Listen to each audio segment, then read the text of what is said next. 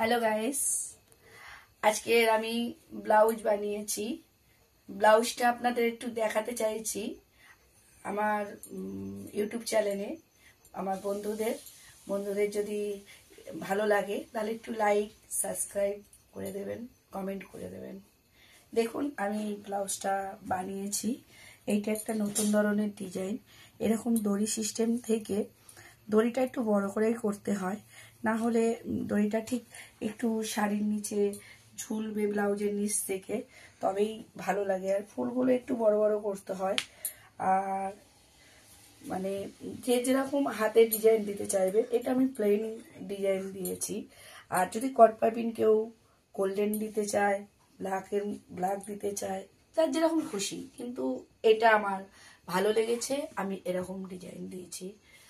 আরেকটা ব্লাউজ বানিয়েছি আমি, এটাও দেখিয়ে দিচ্ছি বন্ধুদের।